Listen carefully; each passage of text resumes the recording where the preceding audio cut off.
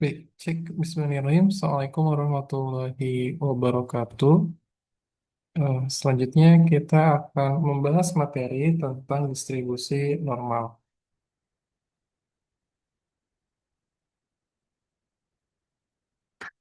Nah, dalam konsep probabilitas distribusi normal, kita akan bahas beberapa poin pembahasan. Yang pertama mulai dari pengertian, lalu seperti apa karakteristik distribusi normal, selanjutnya bagaimana pendekatan distribusi normal dan pendekatan distribusi normal terhadap binomial. Nah, kalau kita lihat satu data itu apakah dia berdistribusi normal atau tidak, maka kita bisa lihat kurvanya. Nah, kurva distribusi normal itu kurang lebih membentuk seperti lonceng begitu. Nah, lonceng ini punya struktur ada ekor yang mana ekornya ini bersifat asimptotis. Nah, asimptotis itu artinya dia menyentuh, tidak menyentuh garis dasar ini. Jadi dia menggantung begitu ya.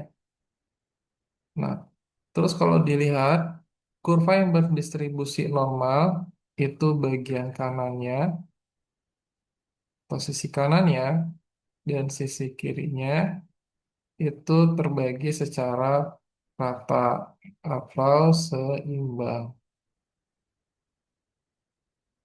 Nah, kalau kita lihat distribusi normal ini tadi berbentuk genta atau lonceng dengan kriteria nilai tengahnya itu sama dengan nilai median. Lalu nilai tengahnya sama dengan median, sama dengan nilai modus. Jadi kurvanya atau bentuknya akan terlihat simetris dan masing-masing ukurannya itu identik atau sama. Nah, kriteria kedua berarti adalah kurva berbentuk simetris. Ketiga adalah kurva normal berbentuk asimptotis. Asimptotis tadi sudah dijelaskan bahwa garis ekornya ini tidak menyentuh garis bawah ini. Terus kurva mencapai puncak pada saat X sama dengan nilai tengah. Jadi yang ini X-nya itu akan ada di sini. X-nya itu akan ada di nilai tengah ini. Nah, luas kurva itu akan sama atau akan masing-masing identik. Setengah kiri, setengah kanan.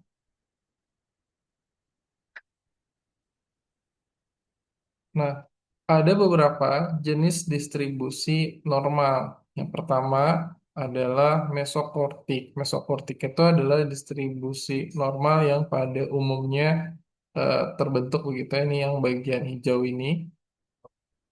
Ini bagian hijau ini disebutnya adalah mesokortik. Nah, sedangkan yang garis biru ini adalah pletikurtik. Pletikurtik ini, kalau misalnya nilai tengahnya sama, jadi ketiga gambar ini nilai tengahnya sama, nilai tengahnya sama, tapi standar deviasinya berbeda. Nah, kalau misalnya simpangan bakunya atau standar variasinya semakin tinggi, maka dia akan melebar seperti yang model laptop Curtik ini. Nah, standar deviasinya makin tinggi. Ketika dia standar deviasinya makin kecil, nilai itu akan semakin terkumpul di tengah. Di sini, terkumpul di tengah. Maka dia akan membentuk model laptop Curtik. Jadi ini yang menggunung ini, artinya nilainya terkonsentrasi di tengah ini. Nah, ini adalah contoh distribusi normal dengan nilai tengah berbeda, tapi standar deviasinya sama. Jadi kalau misalnya nilai tengahnya boleh beda nih, tapi kalau standar deviasinya sama, maka bentuknya kurang lebih sama. Misalnya ini nilai tengahnya 150, ini nilai tengahnya 300, ini nilai tengahnya 450. Yang membedakan adalah standar deviasinya. Karena yang membedakan adalah standar deviasinya, maka bentuknya akan tetap sama. Nah, ini kalau misalnya nilai tengah standar deviasinya beda, nilai tengahnya juga beda. Ini misalnya standar, ini nilai tengahnya mu-nya 85, ini mu-nya 850. Nah, standar deviasi ini 68, standar deviasi ini 234. Nah, ini akan membentuk pola kurva yang berbeda. Selanjutnya, kita akan membahas transformasi dari nilai X ke Z. Pertanyaannya, kenapa nilai X ini perlu ditransformasi ke Z? Nah, Z ini adalah nilai standar yang bisa dipakai untuk menentukan nilai probabilitasnya. Jadi tidak semua satuan itu bisa kita hitung berapa probabilitasnya. Nah, karena tidak semua satuan ada standar probabilitasnya, berarti kita mesti menghitung nilai standarnya. Nah, nilai standarnya itu adalah nilai Z. Nah, persamaan yang digunakan adalah Z X min mu dibagi dengan nilai eh, variansnya. Sorry, dengan nilai standar deviasinya. Misalnya, harga saham itu nilai tengah mu-nya adalah 490,7. Standar deviasinya SD-nya adalah 144,7. Z-nya ditanyakan adalah berapa Z untuk harga saham, untuk harga saham 600. Berarti ini adalah X-nya. Maka Z-nya tadi rumusnya adalah X dikurangi mu dibagi standar deviasi. S X dikurangi mu dibagi standar deviasi. Maka Z-nya adalah X-nya berapa? X-nya 600 dikurangi mu-nya 490,7 dibagi dengan nilai standar deviasi. Standar deviasinya berapa di sini? 144,7. Maka kita dapat nilai Z adalah 0,76. Nah, 0,76 ini berapa nilai probabilitasnya? Nah, kita bisa lihat di tabel Z standar. Nah, kita coba buka tabel Z standar ini.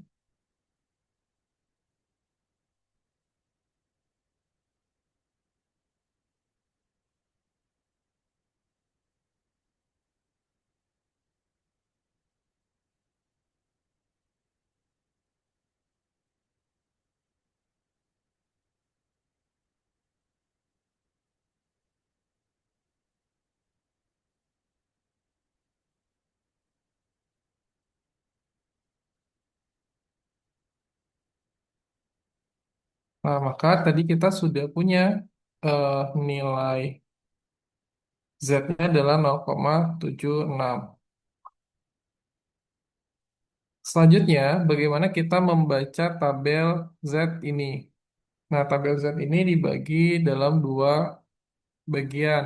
Yang pertama adalah untuk nilai satuan awalnya, dan ini adalah nilai belakangnya. Jadi misalnya tadi nilai Z-nya adalah 0,76. 0,76.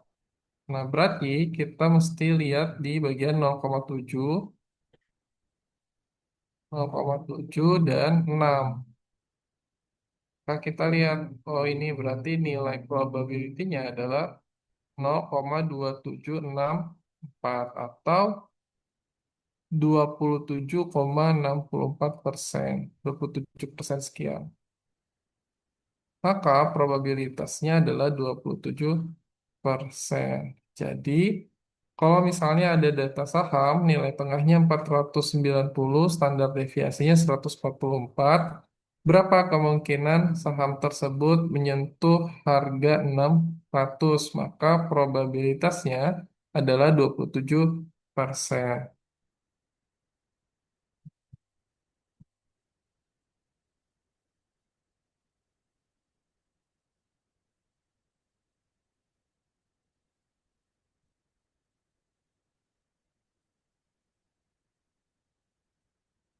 Yes.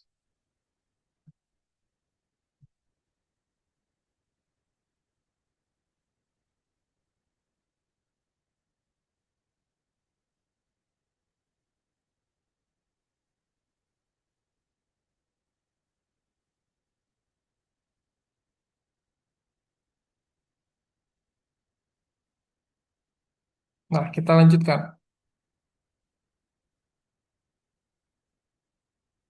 Tadi probabilitas yang diketahuinya adalah 0,27% sekian. Nah, selanjutnya misalnya ada contoh soal. PTGS mengklaim berat buah mangga B itu adalah 350 gram. Nah, berarti X-nya adalah 350, sorry.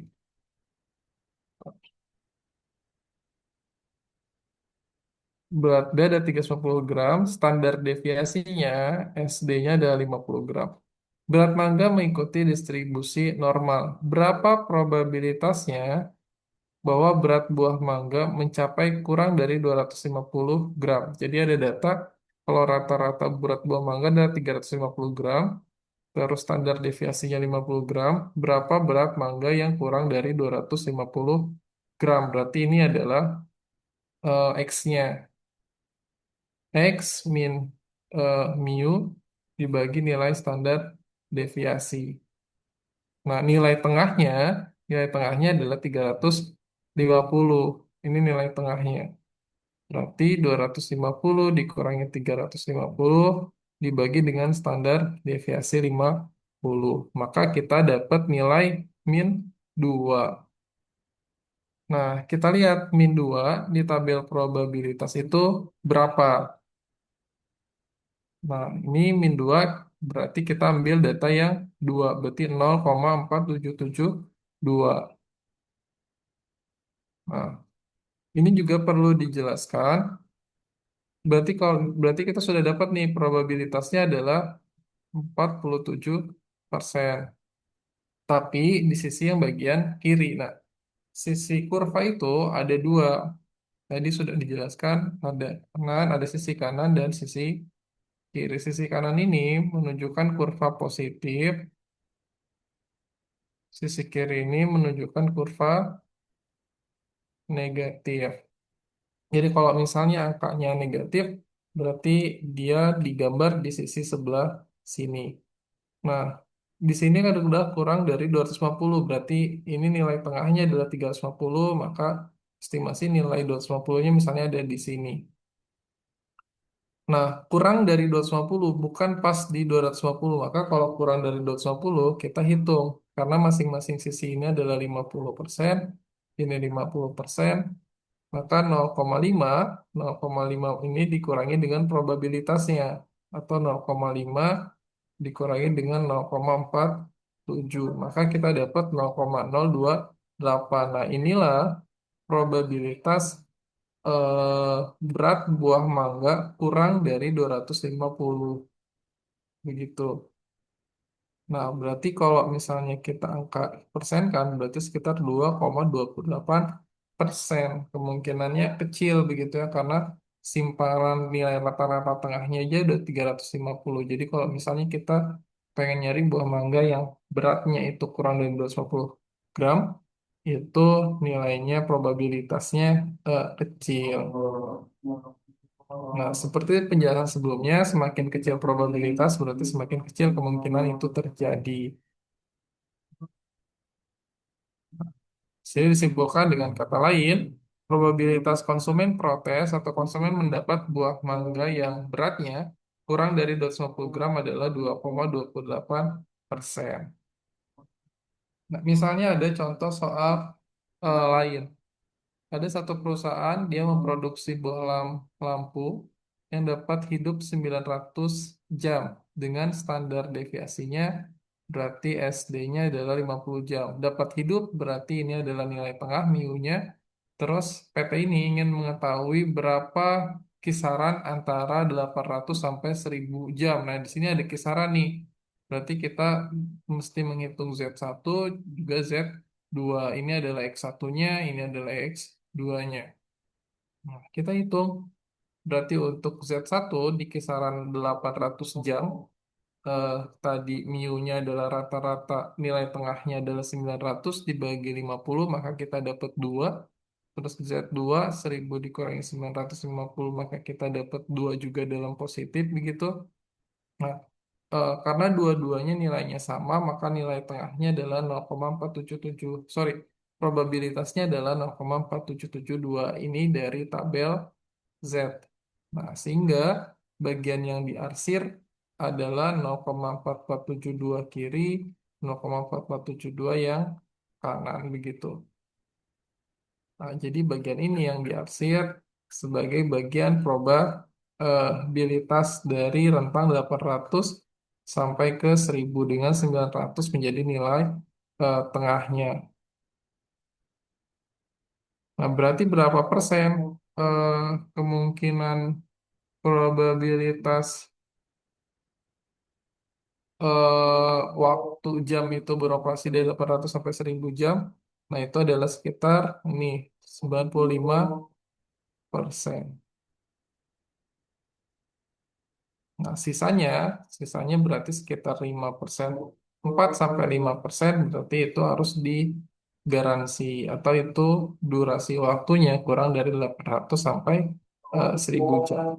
Nah, nanti kurva distribusi normal ini juga menggambarkan kondisi yang sama pada data yang nanti kita teliti, misalnya pada skripsi atau pada penelitian kita. Cara membacanya itu juga sama.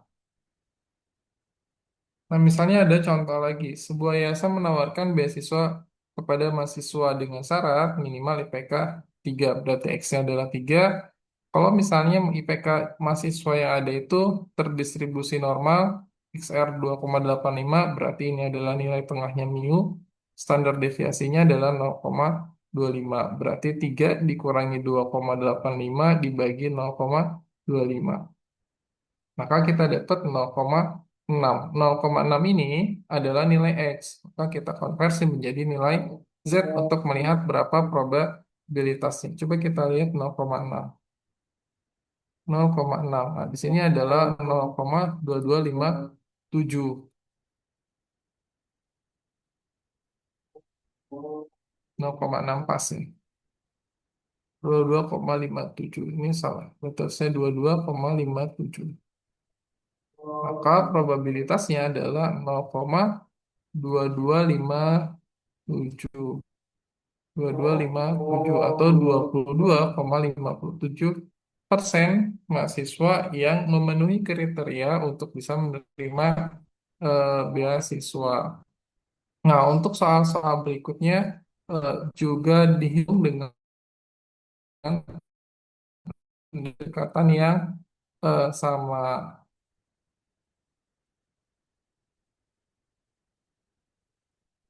Nah, selanjutnya adalah kita bahas pendekatan normal terhadap binomial. Nah, kalau diperhatikan, ini ada kurva begitu, kurva distribusi binomial, yang mana kalau misalnya jumlah n-nya, jumlah sampelnya itu semakin banyak, itu akan semakin menggambarkan kondisi sebenarnya dan mendekati nilai distribusi eh, normal.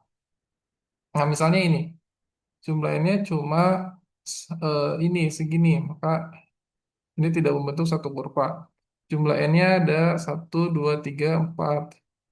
Nah, ini kurvanya lonjong ke atas. Tapi kalau misalnya jumlah n-nya semakin banyak, ini kurvanya akan terbagi rata. Jadi jumlah sampel itu juga akan mempengaruhi kualitas dari distribusi data. Jadi semakin banyak jumlah sampelnya, nah nanti simpangannya, bentukan datanya itu juga akan semakin eh, terlihat. Nah, persamaan yang bisa digunakan adalah sebagai berikut.